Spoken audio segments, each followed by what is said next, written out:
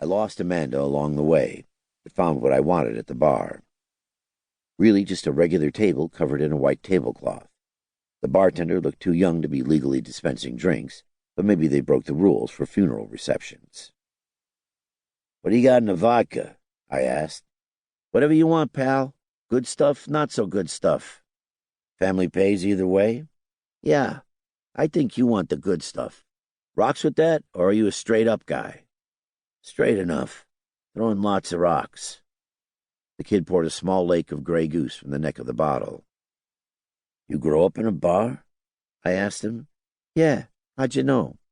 "Sam's very intuitive," said Amanda, showing up behind me. "What can I get the lady?" he asked her. "If you mean me, ice water and a gin and tonic," she said, "in separate glasses." "The good stuff," I told him. He looked pleased with that, or maybe it was the 5 I stuffed in the tip jar. "Where you been?" I asked her as we moved away from the bar. "I was thanking Joshua Edelstein for letting me tag along. It's not every day I crash a funeral." "I'm mostly a crasher myself.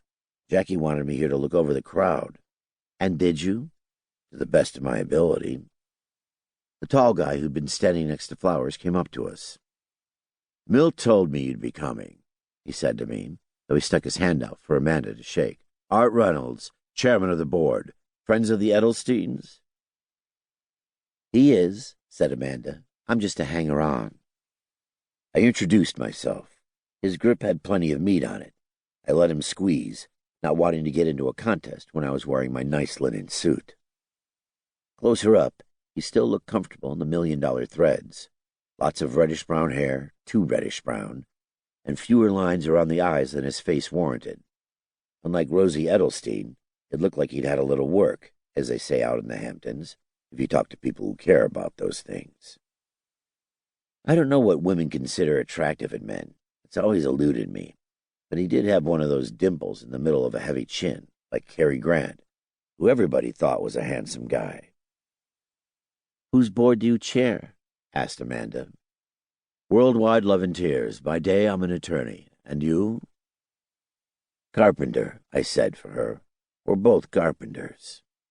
He didn't seem to believe me, which was okay, since Amanda was more of an all-around builder, though she could frame up a wall with the best of them.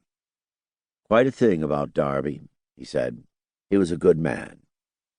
"That's what I keep hearing," I said. "Joshua said you were a private investigator. You must do carpentry on the side."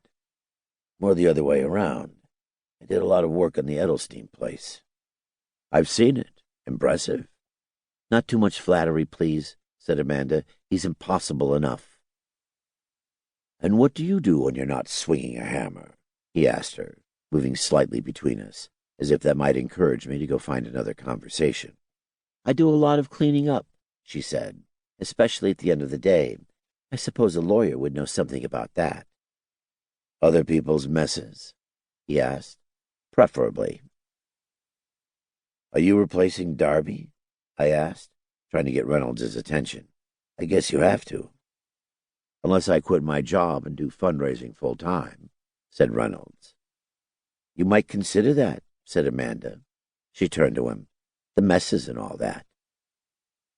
His smile was broad and pitched to engage, though not with me. "I have another question for you," I said, still trying to retake the floor.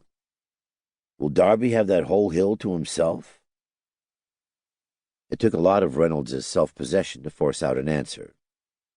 "The hill is full of graves," he said, "just no grave markers. It's cemetery policy."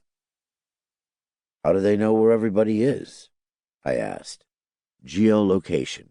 Every grave has its own homing beacon." "Get the heck out of here." "How peaceful," said Amanda. "You can also choose a meadow or a grove of trees. You'll love them. May I show you?" he asked Amanda, gently taking her elbow. I watched the two of them move away. "Don't love them too much," I said, just before they were out of earshot. I thought I should go talk to somebody involved in our case, since Jackie would be asking me.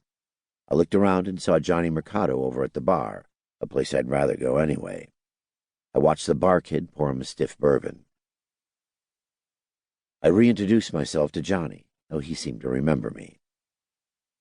In all the confusion over at the Edelsteins, I didn't properly tell you I was sorry for your loss, I told him. I think you did, but I appreciate it, he said. Can't have too many sorries.